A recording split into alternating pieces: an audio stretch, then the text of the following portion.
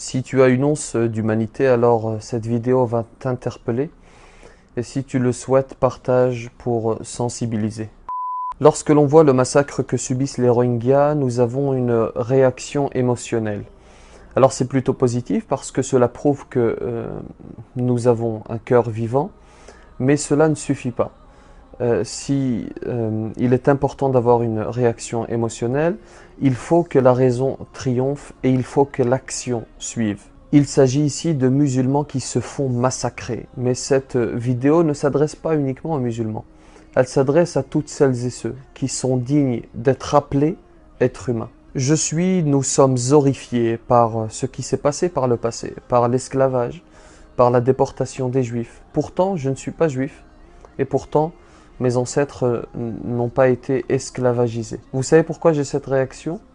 Parce que je suis un être humain, parce que mon humanité ne supporte pas cela, ne supporte pas de voir quelqu'un qui, comme moi, est fait de chair et de sang, se faire massacrer, se faire déporter, se faire brûler, se faire emprisonner, se faire violer. Je vais essayer en quelques minutes de vous résumer, de faire un état des lieux de ce qui se passe pour les Rohingyas, pour que l'on puisse agir efficacement, parce qu'il est important de maîtriser son sujet et de ne pas dire n'importe quoi.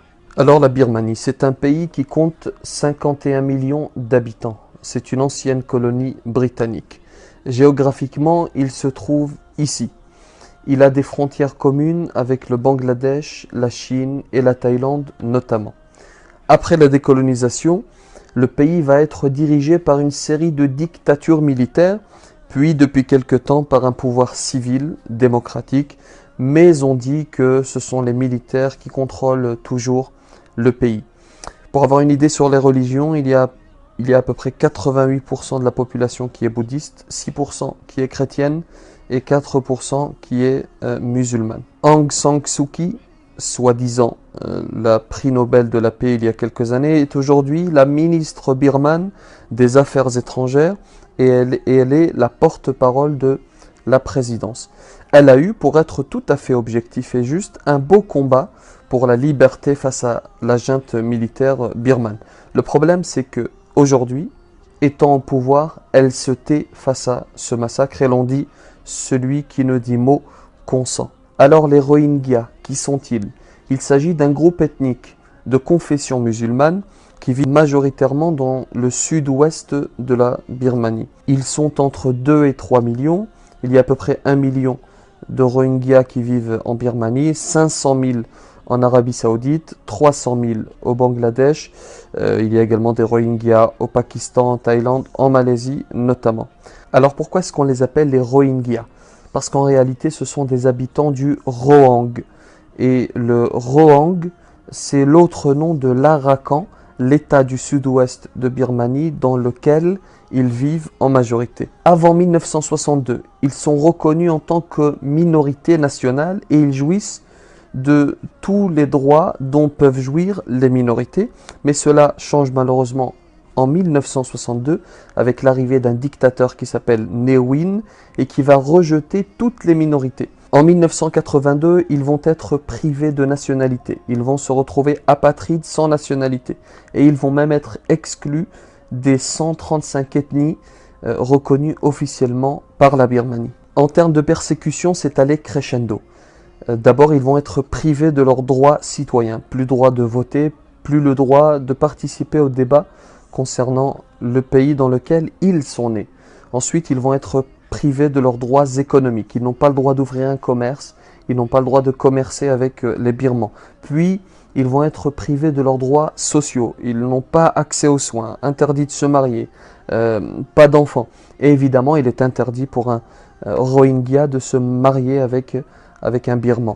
Que ce soit très clair, il s'agit d'un nettoyage ethnique. Les Rohingyas sont persécutés, torturés, violés, brûlés. On brûle des villages entiers. Ils sont écrasés, on tue sans distinction les femmes, les enfants, les vieillards. Et on a du mal à voir certaines images qui circulent sur les réseaux sociaux.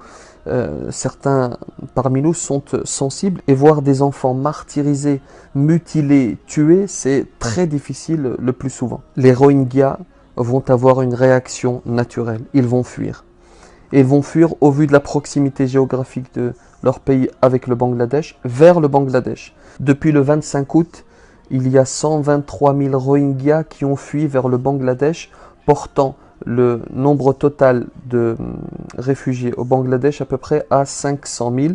Ils fuient également vers les pays limitrophes comme la Thaïlande. Et ils sont le plus souvent très mal accueillis. Ils sont accueillis ils vivent dans des conditions précaires. Ils vivent dans le dénuement total. Imaginez-vous des femmes, des enfants, des vieillards. Imaginez-vous votre propre famille. Pour réellement comprendre leur souffrance, il faut s'en approcher et se mettre à leur place. Imaginez-vous votre petite famille qui est contrainte de fuir, de partir et de vivre dans des camps avec le plus souvent pas d'eau, pas de nourriture, rien pour vivre dignement et correctement. Et parfois, on exploite même leur malheur. On voit ici le côté sombre de l'humanité. En Thaïlande, par exemple, parfois on les arrête et on demande des rançons. Et lorsque l'on n'obtient pas ces rançons, on les tue. Alors la question que l'on se pose tous en ce moment, nous qui avons, je l'espère, un cœur vivant, que faire? La première des choses, c'est qu'il faut en parler en connaissance de cause, se renseigner sur ce massacre et en parler, et pourquoi pas partager la vidéo que vous êtes en train de regarder. Ensuite, il faut manifester, il faut montrer au gouvernement birman que le monde se dresse pour ses frères en humanité. Il faut interpeller nos élus pour qu'ils manifestent également de l'intérêt pour ce peuple des Rohingyas. Mettre la main à la poche, il ne suffit pas de parler. Vous avez un certain nombre d'ONG qui œuvrent pour les Rohingyas. Vous avez par exemple le collectif AMEB, Halte au massacre en Birmanie. Vous avez également d'autres ONG comme Amnesty International. Et enfin, si tu es musulman, tu as une possibilité supplémentaire d'aider tes frères en humanité, et cette fois-ci également en islam, c'est de demander au Créateur de protéger sa créature. C'est de lever les mains au ciel et de faire une invocation, que Dieu leur apporte la paix et le calme. Amin.